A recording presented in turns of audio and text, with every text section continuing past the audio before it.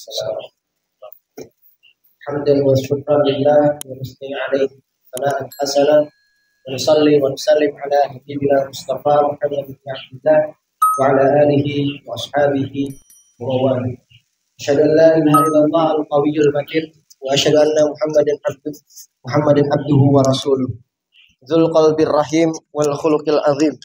Fa subhanaka la ilma lana illa ma 'allamtana fa'allimna ma yanfa'una wanfa'na bima 'allamtana wa zidna ilman wa huda warzuqna fa. Rabbi shrah li sadri wa yassir li amri wahlul 'uqdatam min lisani yafqahu qawli. Baik. Ya, sebagaimana tadi sudah disampaikan sedikit oleh moderator ya. Pada malam hari ini kita akan berbicara tentang moderasi. Memang moderasi beragama ini adalah wacana yang sebenarnya sudah lama terus dan gak habis-habis. Nah, maka karena wacana ini masih terus diupayakan oleh mereka, maka kita juga terus mengcounter, kita benturkan terus supaya kemudian wacana ini tidak menjadi wacana yang membudaya, mendarah daging di masyarakat. Kemudian yang pertama, kita kan berbicara tentang moderasi. Pertama, definisi moderasi yang ada saat ini yang ramah yang dipahami masyarakat banyak saat ini, yaitu suatu sikap beragama yang tidak ekstrim, tidak ke kanan, tidak ke kiri, melainkan di tengah-tengah, atau mereka menyebutnya sebagai tidak radikal. Tapi sebenarnya ada banyak ahli dari barat nih, mereka ini yang mendefinisikan moderat atau moderasi. Pertama, ada yang mengatakan Muslim moderat adalah yang tidak antisemit, tidak anti kepada Yahudi, kritis terhadap Islam, mempertanyakan Islam bahkan pada hal-hal yang sifatnya sudah pasti, menganggap Nabi Muhammad tidak mulia dan tidak perlu diikuti, pro kebebasan beragama, pro kesetaraan gender, menentang jihad, pro pembaharuan Islam, menentang kekuasaan Islam, pro pemerintahan sekuler, pro Israel atau netral, pro kesamaan agama-agama, tidak bereaksi terhadap kritik kepada Islam dan Nabi Muhammad. Ini definisi moderasi beragama versi ekstrim. Tapi mereka sendiri menyuruh orang-orang ini supaya moderat dan tidak ekstrim. Kemudian ada definisi yang kedua, percaya pada demokrasi, toleransi, politik tanpa kekerasan, perlakuan yang sama terhadap wanita dalam masalah hukum. Ada definisi yang lain dari Angel Rabasa, moderat adalah yang menerima kultur demokratis dalam kehidupan, mendukung sistem demokrasi, mendukung hak, kesetaraan gender, dan kebebasan beribadah, menghormati pluralitas, menerima hukum non-sektarian, menolak terorisme, dan segala jenis kekerasan. Kemudian selanjutnya, Muslim moderat adalah yang menerima ide evolusi, menolak literalisme dalam memahami kitab suci, menolak monopoli dalam memahami Islam, dan sanggup mencari persamaan terhadap agama lain. Ini definisinya dari Abraham Graham. Kemudian yang terakhir, Muslim moderat adalah mereka yang menghormati hak orang lain, menafsirkan Al-Quran, mereka yang menghormati hak orang lain, menafsirkan Al-Quran, hak beribadah dengan cara yang mereka pilih sendiri, hak untuk tidak beribadah, dan hak untuk tidak beriman. Nah, jadi definisi-definisi ini definisi yang aneh, gitu kan. Padahal di dalam Islam sendiri itu sudah memiliki standar kesalehan normatif. Jadi secara normatif agama, salah itu sebagai apa? Beribadah, menjalankan syariat, memiliki mahabbah kepada Nabi. Mahabbah pada Nabi ini ketika Nabi dihina, dicaci dan dimaki, tentu kita akan memunculkan reaksi. Sedangkan menurut mereka, ketika bereaksi terhadap penghinaan itu berarti tidak moderat. Ini kan aneh. Nah, kemudian kalau kita runut, sebenarnya dalam sejarah peradaban Islam, moderasi itu tidak memiliki akar sejarahnya. Secara historis itu nggak ada. Lalu bagaimana kita kemudian bisa mengetahui atau menganalisa secara histori ini dinamika perkembangan moderasi, yaitu dengan cara melihatnya melalui kacamata dinamika barat, yaitu apa? Postmodernisme. Jadi postmodernisme ini yang memberikan sumbangan sangat besar terhadap ide-ide yang ada dalam moderasi. Misalkan doktrin-doktrin yang ada pada postmodernisme itu nihilisme, relativisme, humanisme, sekularisme, pluralisme. Ini kan ide-ide yang munculnya itu di postmodernisme. Ketika setelah Renaissance of La Rome itu, kemudian di akhir abad 20 ada reaksi yang mempertanyakan asumsi dasar filsafat barat pada periode modern. Akhirnya mereka, salah satunya dia, di relativisme yang menyatakan bahwa kebenaran mutlak itu tidak ada. Ini kan salah satu yang betul-betul ditekankan, yang menjadi tendensi. Salah satu yang menjadi tendensi di moderasi beragama itu adalah relativisme. Artinya bahwasanya kita diajarkan tuh di moderasi bahwa kita tuh kalau beragama ya jangan terlalu ekstrem, jangan mau menang sendiri. Agama kita bukan agama kamu bukan satu-satunya yang benar. Padahal sudah jelas-jelas di dalam Al-Quran dikatakan inna dina indallahil Islam. Itu mau ditafsirkan sampai jukir balik jerumuk, direinterpretasi kayak apapun juga Islam. Maknanya bahwa agama di sisi Allah itu ya Islam. Maka paham relativisme itu aneh. Dan pada akhirnya mereka menjadi nggak konsisten. Mereka mengatakan bahwa kebenaran itu sifatnya relatif. Belum tentu kamu benar, saya salah atau saya salah kamu benar. Tapi mereka sendiri menganggap bahwa paham mereka itu benar. Aneh, mereka inkonsisten. Atau nihilisme, menganggap kebenaran itu ya tidak ada ya. Atau humanisme. Nah, humanisme juga salah satu tendensi yang ditekankan di dalam moderasi. Misalkan mereka menolak jihad. Mereka mengatakan bahwa jihad itu ya bisa dimaknai dalam konteks saat ini. Jihad itu dimaknai sebagai usaha dari seseorang, dari seorang pribadi dalam melawan hawa nafsunya, menuntut ilmu, menafkahi keluarga, hanya sebatas itu. Nah ini kan seakan-akan syariat Islam ini menjadi prasmanan yang disenangi diambil, yang nggak disenangi diambil. Padahal ini ada buku yang membahas tentang moderasi agama itu yang mengatakan begini, individu atau kelompok dapat dikatakan moderat apabila mereka mau terbuka terhadap gagasan perubahan secara evolusioner dalam pemahaman dan praktik keberagamaan, menghindari literalisme dan selektivisme. Dia mengatakan jangan selektif, jangan pilih-pilih. Dia sendiri aja pilih-pilih, ya toh, nggak konsisten toh. Nah sekarang mereka bilang jihad itu dalam fikih kalau mau dilihat klasifikasinya banyak, ya. Tapi kenapa mereka cuma milih jihadnya jihad nafas saja? Kenapa yang lain gak dibahas? Bahkan lebih jauh di dalam bukunya seorang dosen gue gitu ya, itu mengatakan bahwa jadi jihad ini itu udah nggak relevan ketika kita berbicara dalam konteks saat ini dalam moderasi. Mereka nggak konsisten. Mengapa harus moderat? Pertanyaannya kenapa kok harus moderasi dan moderat? Pada dasarnya suatu wacana tidak lahir dari suatu ruang kosong. Selalu ada faktor kuasa di belakang wacana yang perlu kita lihat. Kita nggak bisa melihat kenapa ya moderasi kok bergerak terus masif masuk ke ranah masyarakat, pendidikan, dari pendidikan paling bawah, menengah, atas sampai perguruan tinggi. Kita yang lihatnya jangan cuma supaya rukun, enggak sebatas itu. Pada dasarnya suatu wacana tidak lahir dari suatu ruang kosong. Ada faktor kuasa di belakang itu harus kita lihat. Saya menukil perkataannya siapa nih? Saya menukil perkataannya Karl Marx sama Michael Foucault ya, biasa mereka pakai. Karl Marx mengatakan gagasan yang berkuasa di setiap zaman selalu merupakan gagasan dari kelas penguasa.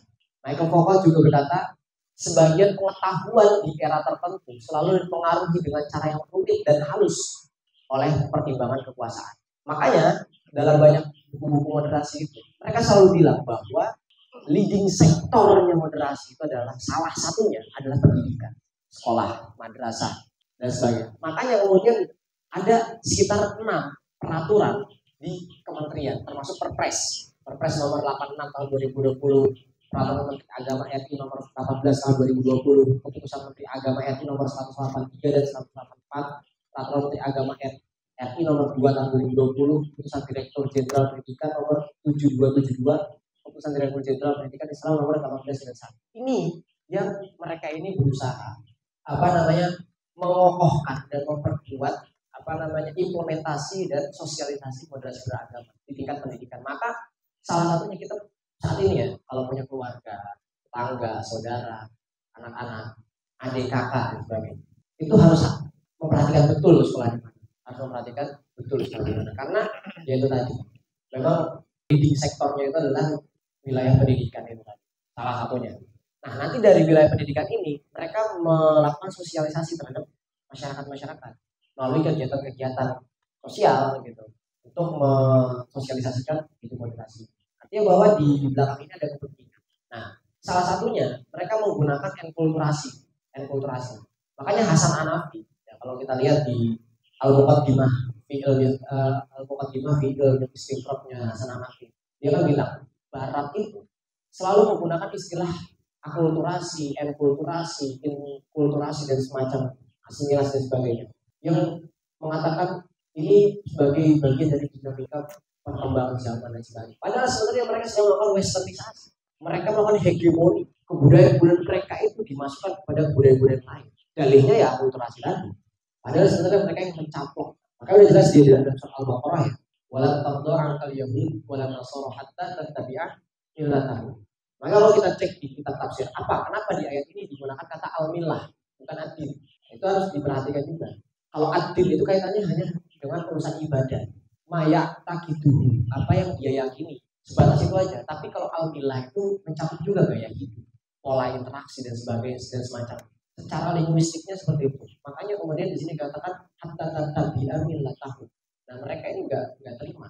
Mereka nggak akan pernah itu sampai umat Islam sendiri mengikuti agama mereka. Sayangnya mereka sadar kalau mereka berkonfrontasi langsung mereka akan kalah. Makanya salah satunya mereka melakukan penjajahan secara penjajahan pemikiran. Hegemoninya mereka itu dahsyat sekali. Caranya apa? Agen-agennya mereka itu dari kita sendiri.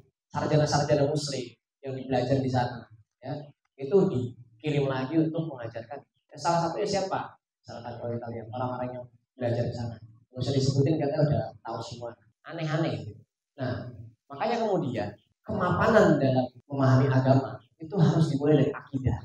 Karena gapnya ya, lubang besarnya dalam moderasi itu nanti bagian lokalitas. Jadi ketika agama itu bersinggungan dengan budaya, itu salah satunya.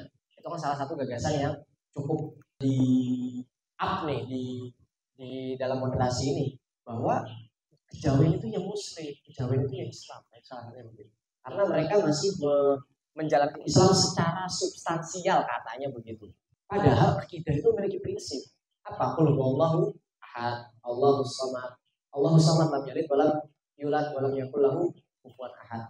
Ini kan prinsip-prinsip akidah itu harus mapan dulu. Nah, kebanyakan orang itu belum mapan, kemudian dia terjun ke dalam pembahasan semacam itu. Akhirnya terjadi penyimpangan, pembelokan dan sebagainya. Makanya di sini kemudian kita harus tahu betul musuh kita siapa. Dalam moderasi agama ini kan nanti kecacatannya adalah dia itu menjadi keras kepada sesama muslim yang berbeda pandangan hanya dalam hal furu'iyah, tetapi bermanis ria dengan orang-orang kafir. Ini efek buruknya tuh salah satunya di sini. Yang kelihatan, efek buruk yang kelihatan. Yang nggak kelihatan apa? Ya akidahnya rusak. Jelas-jelas di dalam agama itu dikatakan bahwa agama itu nggak semua agama sama. Agama itu beda antara satu dengan yang lainnya. Itu beda. Kemarin saya ikut seminar yang diadakan pendeta. Memang bagian dari riset saya. Di situ mereka pendeta itu jelas-jelas mengatakan besok ketika hari yang dijanjikan datang, semua akan bertekuk lutut Yesus dan mengatakan engkau Tuhan. Ini kan dogma mereka. Artinya mereka mengatakan bahwa selain Kristen itu tersesat. Mereka nggak mungkin disuruh mau mengatakan, ya Islam itu benar kok. Saya juga benar, Islam paling benar. Kan lucu kayak gitu. Karena kalau kita lihat agama itu memiliki dogma. Dogma itu apa? Dogma itu adalah standar. Itu sebenarnya standar dan batasan. Yang ini tuh nggak bisa dilanggar.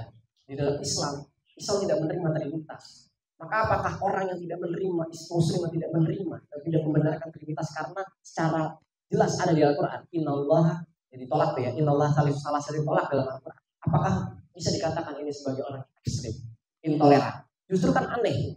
Makanya kemudian yang perlu dijelaskan, termasuk juga di sini, innamal mu'minuna alladziina aamanu billahi wa rasulihi tsumma lam yartabu wa jahadu bi amwalihim wa anfusihim fi sabilillah ulaika humus shadiqun. Ialah orang-orang yang betul-betul beriman.